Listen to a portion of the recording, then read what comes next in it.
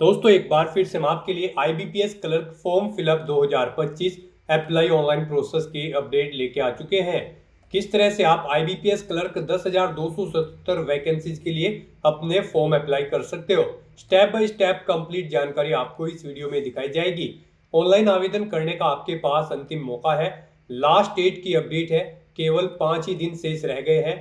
आप जल्द से जल्द अपने फॉर्म अप्लाई कर ले, कहीं मौका हाथ से छूट न जाए। अंतिम समय में आपको किस प्रकार से अपना फॉर्म अप्लाई करना होगा, कैसे अपना फॉर्म रिजेक्ट होने से बचाना होगा। ऑनलाइन आवेदन करते समय अगर आपको कोई भी टेक्निकल प्रॉब्लम आ रही है तो उसका हल भी आपको इस वीडियो में दिया जाएगा। ऑनलाइन आवेदन करते समय आपको कोई भी ऐसी गलती या फिर मिस्टेक नहीं करनी होगी जिसको करने से आपके एप्लीकेशन फॉर्म रिजेक्ट हो सकते हैं। आवेदन करते समय आपको कुछ महत्वपूर्ण बातों का भी ध्यान रखना होगा, तभी आपके एप्लीकेशन फॉर्म सक्सेसफुली सबमिट किए जाएंगे। आवेदन करते समय आपको अपने डॉक्यूमेंट, फोटोग्राफ, सिग्नेचर कैसे और कितने केबी में अपलोड करने होंगे, कैसे आपको अपना लाइव फोटो कैप्चर करना होगा, बेसिक इंफॉर्मेशन आपको किस तरह से फिल करनी होगी, फीस पेमेंट करते हुए रजिस्ट्रेशन से लेकर प्रिंट तक आपको किस तरह से अपना फॉर्म अप्लाई करना होगा। पूरी जानकारी के लिए आपको ये वीडियो शुरू से लेके एंड तक बिना स्किप किए हुए देखनी होगी। इस वीडियो को कंप्लीटली देखने पर ही आपके सभी सवाल और डाउट क्लियर होंगे। तो चलिए दोस्तों, बिना कोई वक्त कमाए शुरू करते हैं आईबीपीएस क्लर्क 15 फॉर्म फिलअप 2025 की पूरी जानकारी। फॉर्म अप्लाई करने से पहले आपको सबसे पहले हमारे पोर्टल आईएनटी सरकारी नौकरी के इस पेज पर विजिट करना होगा, जिसका लिंक आपको नीचे description plus first comment box में मिल जाएगा। और हमारे इस पेज पर विजिट करके आप यहां से आईबीपीएस क्लर्क 15 का फॉर्म अप्लाई कर सकते हो। Institute of banking personal selection, banking कार्मिक चयन संस्थान क्लर्क की भर्ती यहां पर निकली हुई है। जी हां दोस्तों, customer service associate CSA 15 exam 2025 के माध्यम से क्लर्क की भर्ती होने जा रही है। 10,277 वैकेंसीज निकली है। लास्ट डेट की अपडेट है, केवल 5 ही दिन शेष रह गए हैं। आप जल्द से जल्द अपना फॉर्म अप्लाई कर ले, अंतिम समय का वेट न करें। आखिरी समय में कोई भी टेक्निकल प्रॉब्लम हो सकती है, तो आप अभी से अपना फॉर्म अप्लाई कर ले। लास्ट डेट ऑनलाइन आवेदन करने की 21 अगस्त 2025 है। दोस्तों इस वीडियो में आगे बढ़े उससे पहले आज हम बात करने वाले हैं आईबीपीएस बैंक क्लर्क के प्री और मेन एग्जाम प्रिपरेशन की बेस्ट बुक के बारे में, जो दिशा पब्लिकेशन की है। इस बुक में यहाँ पर आपको 42 चैप्टर्स में 3600 से ज़्यादा मल्टीपल चॉइस क्वेश्चन प्रोवाइड कराए जा रहे हैं। यहाँ पर चैप्टर वाइज आपको प्रीवियस ईयर क्वेश्चन पेपर्स के सेट प्रोवाइड कराए जा रहे हैं। प्लस यहाँ पर आपको 100+ आवर्स की वीडियो कोर्सेज भी प्रोवाइड कराए जा रहे हैं। साथ ही साथ दोस्तों यहाँ पर आपको दिशा पब्लिकेशन आईबीपीएस क्लर्क के प्री और मेन एग्जाम के प्रीवियस ईयर के शॉर्ट पेपर्स भी प्रोवाइड करा रहा है।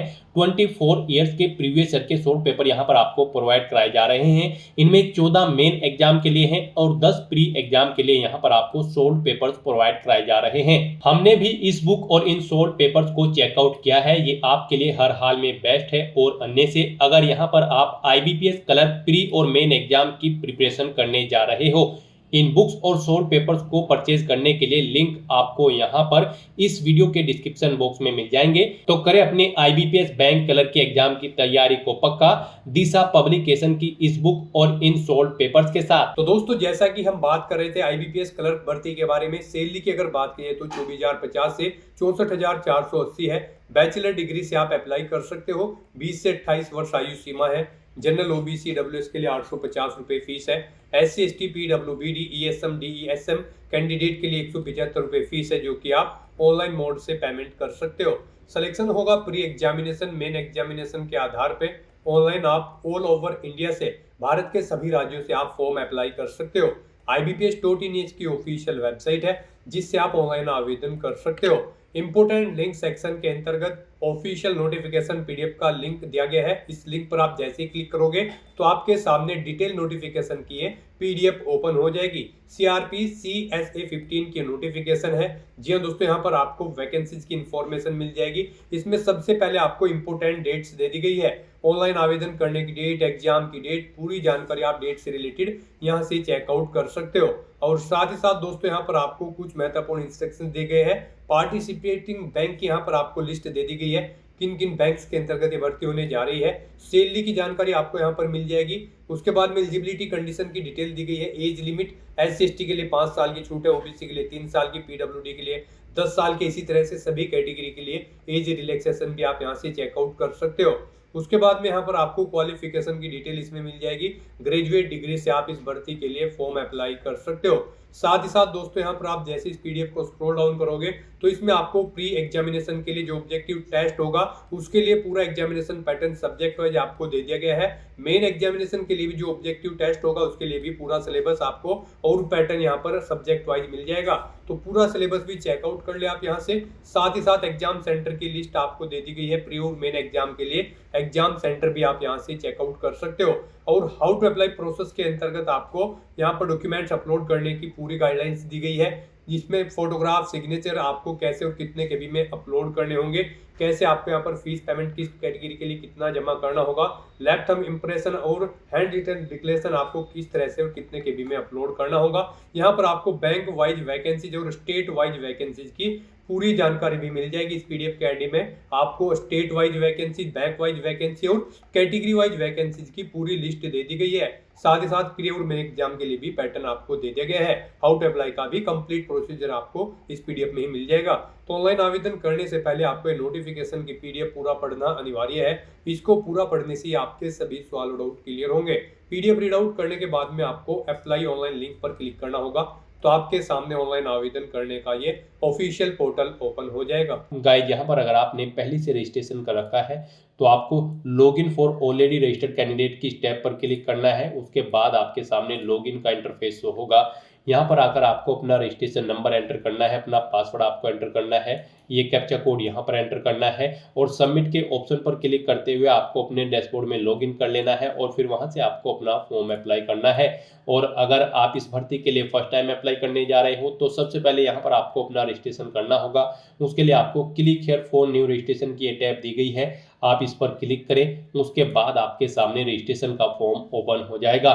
यहाँ पर गाइज आपको अपनी बेसिक डिटेल्स प्रोवाइड करनी है सबसे पहले। उसके बाद आपको अपना फोटो और सिग्नेचर अपलोड करना है, अपनी कुछ और डिटेल्स आपको देनी है, फॉर्म का प्रीव्यू चेकआउट करना है, अपने डॉक्यूमेंट्स को अपलोड करना है और फीस पेमेंट करते हुए आपको अपना फॉर्म अप्लाई कर लेना है। यहाँ पर इन स्टेप्स को आपको कंप्लीट करते हुए अपना फॉर्म अप्लाई करना होगा। तो सबसे पहले यहाँ पर आपको रजिस्ट्रेशन में अपनी बेसिक इन्फॉर्मेशन प्रोवाइड करनी है। उसके लिए यहाँ पर सबसे पहले आपको अपना फर्स्ट नेम एंटर करना है, फिर आपको वही नेम एक बार फिर से एंटर करके उसे कंफर्म कर लेना है।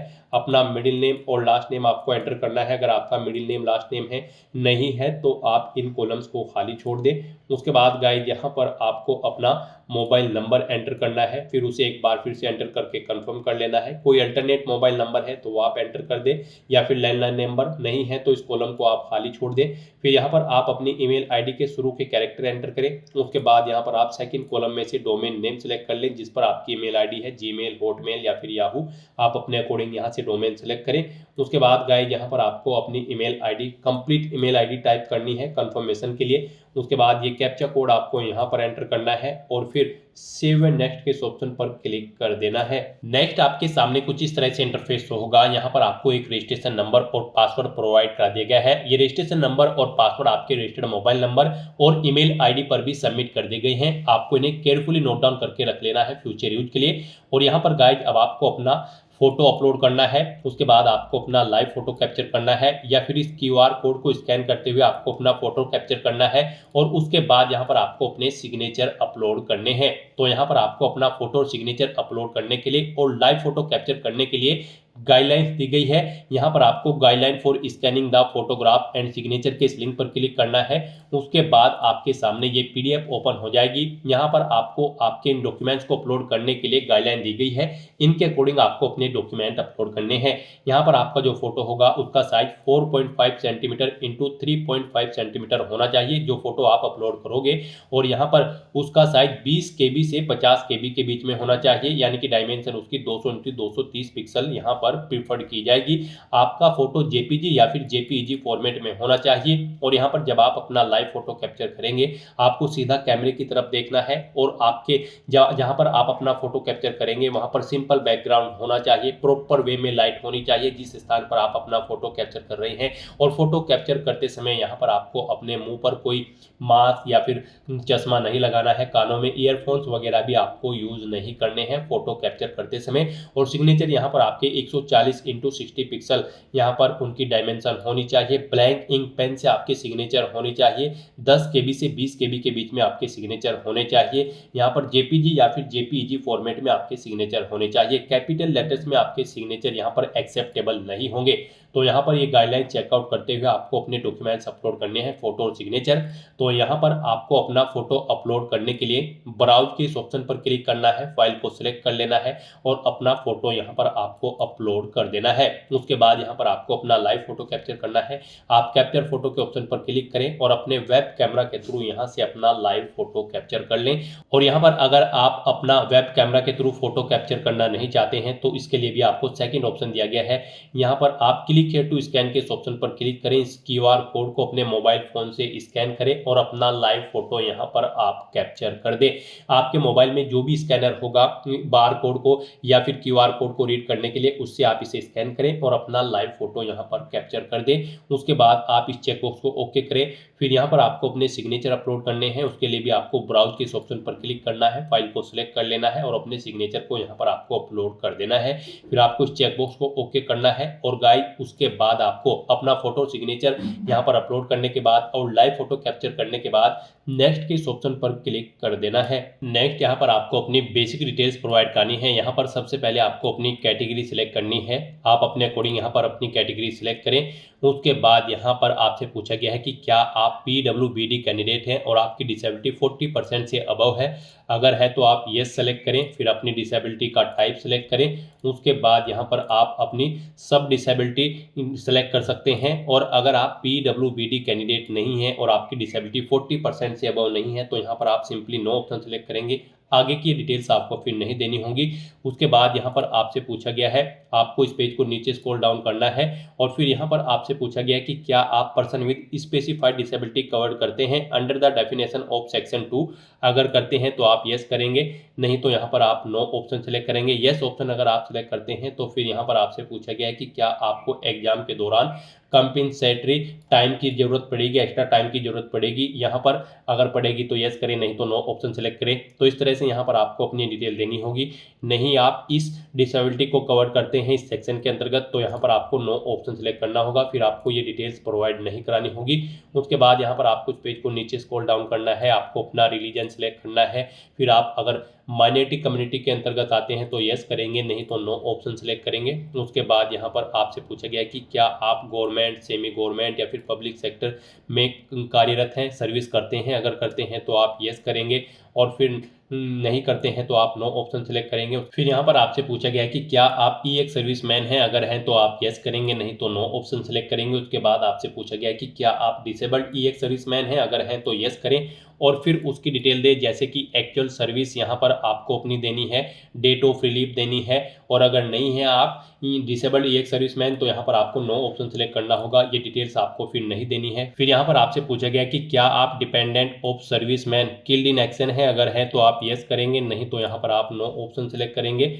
उसके बाद यहाँ पर आपसे पूछा गया है कि क्या आप यहाँ पर रिलेक्शन लेना चाहते हैं। अगर आप विडो या फिर डाइवोर्स वुमेन हैं, अगर चाहते हैं तो येस करें, नहीं तो नो ऑप्शन सेलेक्ट करें। फिर यहाँ पर आपसे पूछा गया कि क्या आप IBPS कलर के CWE CRP clerical CSA cadre के एग्जाम में इस एग्जाम से पहले भी पार्टिसिपेट किए हैं। अगर किए हैं तो यहाँ पर आप येस करें। कितनी बार आपने पार्टिसिपेट किया है वो यहाँ पर आप एंटर करें और फिर उस एग्जाम का नाम सेलेक्ट कर लें जिसमें आपने यहाँ पर पार्टिसिपेट किया है। यहाँ पर अगर आपने एक से ज़्यादा बार IBPS कलर के एग्जाम में पार्टिसिपेट किया है तो आप कंट्रोल प्रेस करके यहाँ पर एग्जाम सेलेक्ट कर सकते हैं जिन जिन एग्जाम्स में आपने पार्टिसिपेट किया है। फिर यहाँ पर आपसे पूछा गया कि क्या आप ट्रेंड अप्रेंटिस है यहाँ पर किसी पार्टिसिपेटिंग बैंक या फिर BFSI सेक्टर से। अगर हैं तो आप येस ऑप्शन सेलेक्ट करें और फिर यहाँ पर आप सेलेक्ट करें आपने किस बैंक में या फिर एनी अदर BFSI सेक्टर में किस में अपनी ट्रेनिंग की है अप्रेंटिस की, वो ऑप्शन यहाँ पर आप सेलेक्ट करें। टाइम पीरियड यहाँ पर आप सेलेक्ट कर लें। उसके बाद यहाँ पर आपको HRMS ID of apprentice enter करनी है। फिर यहाँ पर आपसे पूछा गया है कि क्या आपने नेशनल अप्रेंटिसशिप ट्रेनिंग NATS के पोर्टल पर अपना रजिस्ट्रेशन कर रखा है। अगर कर रखा है तो आप येस करें और फिर अपना NATS का रजिस्ट्रेशन नंबर या फिर इनरोलमेंट नंबर यहाँ पर एंटर करें। और नहीं कर रखा है आपने तो फिर आप नो ऑप्शन सेलेक्ट करेंगे। उसके बाद यहाँ पर आपको अपनी नेशनलिटी सेलेक्ट कर लेनी है। फिर यहाँ पर आपको स्टेट सेलेक्ट करना है, जिस स्टेट में आप जॉब करना चाहते हैं यहाँ पर आप अपने अकॉर्डिंग ऑप्शन सेलेक्ट करें, स्टेट सेलेक्ट करें। उसके बाद यहाँ पर आपको लोकल लैंग्वेज उस स्टेट की आनी चाहिए जिस स्टेट के लिए आप अप्लाई कर रहे हैं। तो यहाँ पर आपको उस स्टेट के अकॉर्डिंग उसकी लोकल लैंग्वेज प्रोवाइड कर दी जाएगी। जो स्टेट यहाँ पर आप सिलेक्ट करेंगे उसके अकॉर्डिंग यहाँ पर आपको उस स्टेट की लोकल लैंग्वेज शो कर दी जाएगी। यहाँ पर आप ऑप्शन सेलेक्ट करें, इनमें से जो भी लैंग्वेज में आपको प्रोफिशिएंसी है यानी कि आप जानते हो उस लैंग्वेज को, और फिर आप यहाँ पर इस चेकबॉक्स को ओके करें कि यहाँ पर आप इस लैंग्वेज को रीड, राइट और स्पीक करना जानते हैं। फिर यहाँ पर आपसे पूछा गया है कि यहाँ पर जो आपने लोकल लैंग्वेज सेलेक्ट की है क्या वो आपके पास 10वीं क्लास में एक सब्जेक्ट के तौर पर थी या फिर उससे ऊपर की जो क्लासेस थी उसमें आपके पास सब्जेक्ट के तौर पर थी। तो यहाँ पर आपको येस या नो अपने अकॉर्डिंग ऑप्शन सेलेक्ट करना है। फिर यहाँ पर आपसे कहा गया है कि यहाँ पर आपको अपनी 10वीं क्लास या फिर इससे ऊपर के सर्टिफिकेट जिसमें आपके पास जो लैंग्वेज आपने सेलेक्ट की है वो एक सब्जेक्ट के तौर पर थी वो यहाँ पर आपको डॉक्यूमेंट वेरीफाई कराते समय शो करनी होगी। तो आपको इस चेकबॉक्स को ओके करना है। और अगर आपके पास लैंग्वेज नहीं थी एक सब्जेक्ट के तौर पर 10वीं क्लास में, ये जो लैंग्वेज यहाँ पर आपकी लोकल लैंग्वेज है, तो फिर यहाँ पर आपको जो यहाँ पर लोकल लैंग्वेज प्रोफिशिएंसी टेस्ट होगा उसमें यहाँ पर आपको पार्टिसिपेट करना होगा मेन एग्जाम के बाद। और फिर आपको इस चेकबॉक्स को ओके करना होगा यहाँ पर अगर आप नो ऑप्शन सेलेक्ट करते हैं। फिर यहाँ पर आपको अपना प्री एग्जाम के सेंटर सेलेक्ट कर लेने हैं। यहाँ पर आपको दो चॉइस दी गई है प्री एग्जाम के सेंटर सेलेक्ट करने के लिए। यहाँ पर आप अपने अकॉर्डिंग ऑप्शन सेलेक्ट करें। फिर आप मेन एग्जाम के लिए भी सेंटर सेलेक्ट करें, इनके लिए भी आपको यहाँ पर दो ऑप्शन दिए गए हैं। दो मेन एग्जाम सेंटर यहाँ पर आप सिलेक्ट करें, पेज को नीचे स्क्रॉल डाउन करें। फिर यहाँ पर आपसे पूछा गया है जब आप एग्जाम में पार्टिसिपेट करेंगे तो यहाँ पर आप अपने साथ आईडी लेकर आएंगे। तो आपको इस चेकबॉक्स को ओके करना है, अपना आईडी प्रूफ यहाँ पर आपको सिलेक्ट करना है जैसे कि आधार कार्ड, पैन कार्ड या फिर पासपोर्ट। आप जो भी एग्जाम टाइम पर अपने साथ लेकर आएंगे आप अपने अकॉर्डिंग ऑप्शन सेलेक्ट करें, उसका नंबर यहाँ पर आप एंटर करें।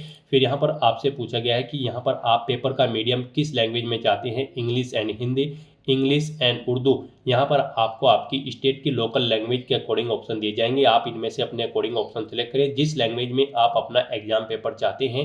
उसके बाद यहाँ पर आपको अपनी पर्सनल डिटेल देनी है। यहाँ पर आपको अपनी डेट ऑफ बर्थ सेलेक्ट कर लेनी है। फिर आपको अपना जेंडर सेलेक्ट करना है, अपना मैरिटल स्टेटस आपको सेलेक्ट कर लेना है, आप मैरिड हो या फिर अनमैरिड। उसके बाद यहाँ पर आपको अपना आधार कार्ड नंबर एंटर करना होगा। फिर यहाँ पर आपसे पूछा गया है कि क्या आप आधार को वेरीफाई करने की सहमति देते हैं, अगर देते हैं तो यस करें, नहीं तो नो ऑप्शन सेलेक्ट करें। फिर यहाँ पर आपको अपना पैन कार्ड नंबर एंटर करना है। आपके जुड़वा भाई बहन हैं तो यहाँ पर आप येस ऑप्शन सेलेक्ट करें और फिर उनका जेंडर सेलेक्ट करके उनका नाम यहाँ पर दें। नहीं है आपके जुड़वा भाई बहन तो यहाँ पर आपको नो ऑप्शन सेलेक्ट करना होगा। उसके बाद गाइस यहाँ पर अगर आपके जुड़वा भाई बहन हैं आप येस ऑप्शन सेलेक्ट करते हैं तो फिर यहाँ पर आपको बताना होगा कि क्या वो भी यहाँ पर IBPS क्लर्क 15 के इस एग्जाम में पार्टिसिपेट करने जा रहे हैं। अगर जा रहे होंगे तो यस करेंगे। फिर उनके आईडी प्रूफ यहाँ पर आपको सेलेक्ट करना होगा, उसका नंबर देना होगा। और गाइस यहाँ पर अगर आपके जुड़वा भाई बहन नहीं है तो यहाँ पर आप सिंपली नो ऑप्शन सेलेक्ट करेंगे, आगे की डिटेल्स आपको नहीं देनी होगी। फिर यहाँ पर आपको अपने फादर का नाम एंटर करना है। उसके बाद यहाँ पर आपको अपनी मदर का नाम एंटर करना है। आप मैरिड हो तो अपने हस्बैंड या फिर वाइफ का नाम यहाँ पर एंटर कर देंगे। उसके बाद यहाँ पर आपको अपना कोरोस्पोंडेंस एड्रेस एंटर करना है। फिर यहाँ पर आपको अपना परमानेंट एड्रेस एंटर करना है। और अगर आपका परमानेंट एड्रेस आपके कोरोस्पोंडेंस एड्रेस के अकॉर्डिंग सेम है तो यहाँ पर आप same as address for correspondence के इस चेकबॉक्स को ओके करें। ऑटोमेटिकली आपका परमानेंट एड्रेस आपके कोरोस्पोंडेंस एड्रेस के अकॉर्डिंग फिल हो जाएगा। उसके बाद यहाँ पर आपको GST इनवॉइसिंग एड्रेस सेलेक्ट करना है, यानी कि जिस एड्रेस पर आप कम्युनिकेट करना चाहते हैं इस भर्ती प्रोसेस के दौरान वो एड्रेस यहाँ पर आप सेलेक्ट करें। उसके बाद यहाँ पर आपको आपकी कैटेगरी के अकॉर्डिंग एप्लीकेशन फीस का अमाउंट शो कर दिया जाएगा। इस तरह से अपनी सभी डिटेल्स प्रोवाइड करने के बाद फिर आपको वैलिडेट योर डिटेल के इस ऑप्शन पर क्लिक करना है, अपनी सभी डिटेल्स को वैलिडेट कर लेना है और फिर आपको सेव एंड नेक्स्ट के इस ऑप्शन पर क्लिक कर देना है।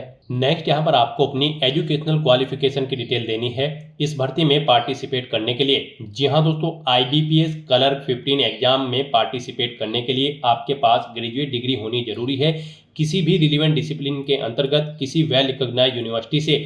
तो यहाँ पर आपको अपनी क्वालिफिकेशन की डिटेल प्रोवाइड करनी है। सबसे पहले यहाँ पर आपको अपनी 10वीं क्लास की डिटेल देनी होगी। यहाँ पर आपको बोर्ड का नाम देना है जिससे आपने अपनी 10वीं क्लास पास आउट की है। फिर पासिंग डेट आपको सिलेक्ट कर लेनी है, कितने % मार्क्स आपने ऑब्टेन किए हैं वो यहाँ पर आपको एंटर करना है। आपको बताना है आपकी फर्स्ट क्लास है या फिर सेकंड या फिर पास आउट हो, आप अपने अकॉर्डिंग ऑप्शन सेलेक्ट करें। उसके बाद यहाँ पर आपको अपनी ग्रेजुएशन की डिटेल देनी है। यहाँ पर आपको यूनिवर्सिटी का नाम देना है जिससे आपने अपनी ग्रेजुएशन पास आउट की है। फिर आपने ग्रेजुएशन किस में पास आउट की है, यहाँ पर आप ऑप्शन सेलेक्ट करें, BSc, BA, BTech, B pharma, B arts, law, CA, CS, आप अपने अकॉर्डिंग यहाँ पर ऑप्शन सेलेक्ट करें। उसके बाद यहाँ पर आपको अपना स्पेशलाइजेशन या फिर सब्जेक्ट सेलेक्ट कर लेना है ग्रेजुएशन का, जिसमें आपने अपनी ग्रेजुएशन यहाँ पर पास आउट की है। फिर यहाँ पर आपको पासिंग डेट सेलेक्ट कर लेनी है। उसके बाद आपको मार्क्स की परसेंटेज देनी है, कितने परसेंट मार्क्स आपने ग्रेजुएशन में ऑब्टेन किए हैं। फिर आपको बताना है आपकी यहाँ पर फर्स्ट क्लास है, सेकंड है या फिर पास आउट है, आप अपने अकॉर्डिंग ऑप्शन सेलेक्ट करें। उसके बाद अगर आपने पोस्ट ग्रेजुएशन कर रखी है या फिर कोई प्रोफेशनल क्वालिफिकेशन या फिर कोई अन्य क्वालिफिकेशन आपने यहाँ पर कर रखी है तो उसकी डिटेल भी आप सेम ऐसे ही प्रोवाइड करा सकते हो। इस तरह से यहाँ पर आपको अपनी क्वालिफिकेशन की डिटेल देनी है।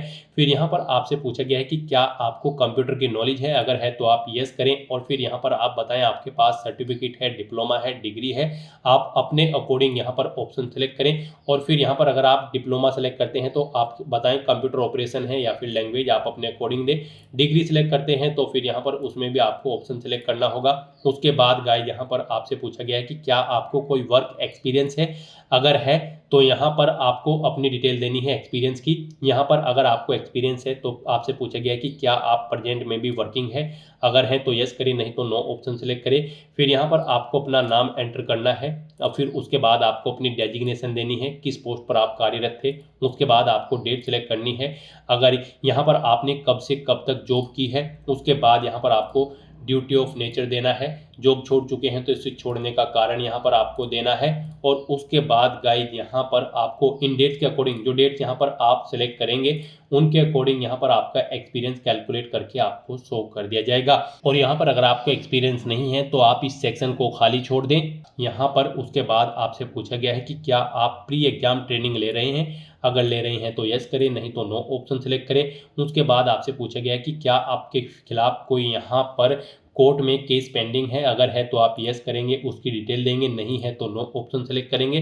फिर यहाँ पर आपको अपनी लैंग्वेज की डिटेल प्रोवाइड करनी है। यहाँ पर आपको आपके स्टेट के अकॉर्डिंग एक लैंग्वेज प्रोवाइड करा दी जाएगी ऑटोमेटिकली, इसमें आप कुछ भी चेंज आउट नहीं कर पाओगे। ये यहाँ पर उस स्टेट की लोकल लैंग्वेज होगी जिस स्टेट के लिए आपने अप्लाई किया है स्टार्टिंग में, यहाँ पर आप जॉब करना चाहते हैं तो उस लैंग्वेज को आपको रीड, राइट और स्पीक आना जरूरी है। उसके बाद इसके अलावा आप जो भी लैंग्वेज जानते हैं उसकी डिटेल यहाँ पर प्रोवाइड करा सकते हैं, उसे रीड, राइट, स्पीक जो भी करना जानते हैं आप अपने अकॉर्डिंग यहाँ पर डिटेल प्रोवाइड कराते हुए उसकी डिटेल प्रोवाइड करा सकते हैं। और इस तरह से अपनी सभी डिटेल्स यहाँ पर फिल करने के बाद फिर आपको वैलिडेट योर डिटेल के इस ऑप्शन पर क्लिक करना है, अपनी सभी डिटेल्स को यहाँ पर वैलिडेट कर लेना है और फिर आपको सेव एंड नेक्स्ट के इस ऑप्शन पर क्लिक कर देना है। नेक्स्ट आपके सामने कुछ इस तरह से इंटरफेस शो होगा। अब यहाँ पर आपको अपनी बैंक प्रेफरेंस देनी है।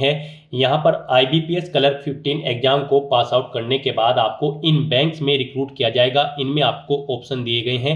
यहाँ पर आप जिस बैंक में फर्स्ट नंबर पर रिक्रूट होना चाहते हैं उसे आप फर्स्ट नंबर पर सेलेक्ट करें, जिसमें सेकंड, थर्ड, फोर्थ पर आप रिक्रूट होना चाहते हैं उसे यहाँ पर आप सेकंड, थर्ड नंबर पर सेलेक्ट करें। इस तरह से यहाँ पर आपको अपनी बैंक प्रेफरेंस देनी है, यानी कि जिस बैंक में आप फर्स्ट नंबर पर जॉब करना चाहते हैं उसे यहाँ पर आप फर्स्ट नंबर पर सेलेक्ट करें, जिसे सेकंड नंबर पर आप प्रेफरेंस देना चाहते हैं उसे सेकंड नंबर पर आप यहाँ पर सेलेक्ट करें। इस तरह से यहाँ पर आप जिस बैंक को जिस नंबर पर सेलेक्ट करेंगे उस नंबर पर उसे प्रेफरेंस दी जाएगी। यहाँ पर आप अपने अकॉर्डिंग इन सभी बैंक्स की बैंक प्रेफरेंस सेलेक्ट करें और उसके बाद आपको यहाँ पर वैलिडेट योर डिटेल के इस ऑप्शन पर क्लिक करते हुए अपनी ये डिटेल वैलिडेट कर लेनी है और फिर आपको यहाँ पर सेव एंड नेक्स्ट के इस ऑप्शन पर क्लिक कर देना है। नेक्स्ट आपके सामने कुछ इस तरह से इंटरफेस शो होगा। पीछे जो आपने डिटेल प्रोवाइड कराई है उसका पूरा प्रीव्यू यहाँ पर आपको शो कर दिया गया है। आपको सभी डिटेल्स केयरफुली चेकआउट करनी है, पेज को नीचे स्क्रॉल डाउन करना है, डिक्लेरेशन सेक्शन में आना है, आई एग्री के चेक बॉक्स को ओके करना है और फिर यहाँ पर आपसे कहा गया है आपने जो अपना नाम यहाँ पर फिल किया है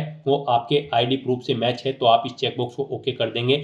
और यहाँ पर अगर आपके नाम में चेंज है तो आप इस सेकंड चेक बॉक्स को ओके करेंगे। और उसके बाद गाइस यहाँ पर अगर आपको कोई मिस्टेक नजर आती है अपने फॉर्म में तो आप बैक बटन पर क्लिक करके एडिट कर सकते हैं और अगर सभी चीजें ओके हैं तो यहाँ पर अब आपको कंप्लीट रजिस्ट्रेशन के इस ऑप्शन पर क्लिक कर देना है। नेक्स्ट यहाँ पर आपको अपने डॉक्यूमेंट अपलोड करने हैं। यहाँ पर आपको अपना left thumb impression, hand written declaration document और 10वीं क्लास का सर्टिफिकेट आपको अपलोड करना है। इनके लिए भी आपको गाइडलाइन दी गई है। यहाँ पर आप गाइडलाइन फॉर डॉक्यूमेंट अपलोड के इस लिंक पर क्लिक करें, आपके सामने ये PDF ओपन होगी, यहाँ से आप चेकआउट कर सकते हो। आपका लेफ्ट थंब इम्प्रेशन यहाँ पर 20 KB से 50 KB के बीच में होना चाहिए। डायमेंशन उसकी 240 × 240 पिक्सल होनी चाहिए। JPG या फिर JPEG फॉर्मेट में आपके यहाँ पर लेफ्ट थंब इम्प्रेशन होनी चाहिए। उसके बाद यहाँ पर आपको अपना hand written declaration document upload करना है, वो भी यहाँ पर JPG या फिर JPEG फॉर्मेट में होना चाहिए। डायमेंशन उसकी 800 × 400 पिक्सल में होनी चाहिए। 50 KB से 100 KB के बीच में आपका ये डॉक्यूमेंट होना चाहिए। फिर यहाँ पर आपको अपनी 10वीं क्लास का सर्टिफिकेट अपलोड करना है या फिर मार्कशीट। उसके लिए यहाँ पर आपकी ये फाइल PDF फॉर्मेट में होनी चाहिए। 500 KB से कम उसका साइज होना चाहिए। तो यहाँ पर आपको अपने इन डॉक्यूमेंट्स को अपलोड करने के लिए चूज फाइल के ऑप्शन पर क्लिक करना है, फाइल को सिलेक्ट कर लेना है और 1 बाय 1 करके अपने इन तीनों डॉक्यूमेंट्स को आपको यहाँ पर अपलोड कर देना है। उसके बाद गाइज यहाँ पर I confirm the hand written declaration and thumb impression uploaded above are valid. यहाँ पर आपसे कहा गया है कि आपने जो ये डॉक्यूमेंट्स अपलोड किए हैं वे सभी वैलिड हैं, तो आपको चेकबॉक्स को ओके कर देना है। फिर यहाँ पर अगर आप डिजी लॉकर से फैच करके अपनी डिटेल यहाँ पर आप वैलिडेट करना चाहते हैं तो आप यस के इस ऑप्शन पर क्लिक करेंगे और डिजी लॉकर अकाउंट पर लॉगिन करके आप इन्हें यहाँ पर अपनी डिटेल्स को फैच कर सकते हैं और उन्हें वैलिडेट कर सकते हैं। और अगर आप डिजी लॉकर के थ्रू अपनी यहाँ पर डिटेल फैच आउट नहीं करना चाहते हैं तो यहाँ पर आप नो ऑप्शन सेलेक्ट करें। उसके बाद ये सिक्योरिटी कोड आप इस बॉक्स में एंटर करें और फिर गाइस सेव एंड नेक्स्ट के इस ऑप्शन पर क्लिक कर दें। नेक्स्ट आपके सामने कुछ इस तरह से इंटरफेस शो होगा। यहाँ पर अब आपको अपना फीस पेमेंट करना है। अगर आप अपने एप्लीकेशन फॉर्म का प्रिंट आउट लेना चाहते हैं तो एप्लीकेशन प्रिंट के ऑप्शन पर क्लिक करके आपने जो पीछे फॉर्म फिल किया है उसका आप प्रिंट आउट ले सकते हो। और यहाँ पर अब आपको अपना फीस पेमेंट करना है। यहाँ पर आपको आपकी कैटेगरी के अकॉर्डिंग एप्लीकेशन फीस का अमाउंट शो कर दिया जाएगा। गाइस यहाँ पर हम आपको बता दें, अगर आप जनरल OBC EWS कैंडिडेट हैं तो आपको 850 रुपये फीस देनी है। SC ST PWBD ASM DASM candidate हो तो फिर आपको 175 रुपये यहाँ पर फीस के रूप में जमा कराने होंगे, जो कि आप ऑनलाइन मोड से जमा करा सकते हैं।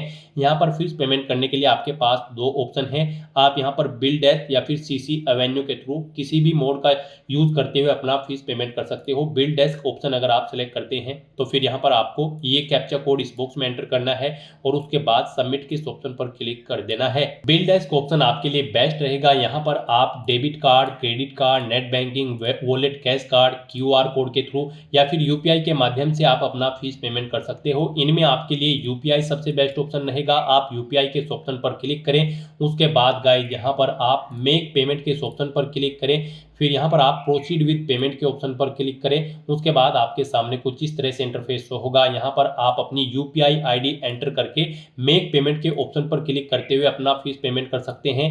और अगर आप यहाँ पर QR कोड के थ्रू अपना फीस पेमेंट करना चाहते हैं, यहाँ पर आप क्लिक हियर टू स्कैन के ऑप्शन पर क्लिक करें। ये UPI कोड यहाँ पर आपको शो होगा, QR कोड, आप इसे अपने UPI से स्कैन करें और अपना फीस पेमेंट कर दें। सक्सेसफुली फीस पेमेंट होते ही यहाँ पर आपका एप्लीकेशन फॉर्म सबमिट हो जाएगा। उसके बाद आपको अपने एप्लीकेशन फॉर्म का एक हार्ड कॉपी प्रिंट आउट ले लेना है फ्यूचर यूज के लिए, फ्यूचर रेफरेंस के लिए। तो दोस्तों ऐसे आप IBPS क्लर्क 15 के इस रिक्रूटमेंट एग्जाम के लिए अपने फॉर्म अप्लाई कर सकते हो बिना कोई मिस्टेक किए हुए, स्टेप बाय स्टेप। आज की इस वीडियो में बस इतना ही। आई होप ये वीडियो आपको पसंद आई होगी। अगर पसंद आई हो तो इसे लाइक और शेयर करें। चैनल पर नए हो तो इसे सब्सक्राइब कर लें। Thanks for watching.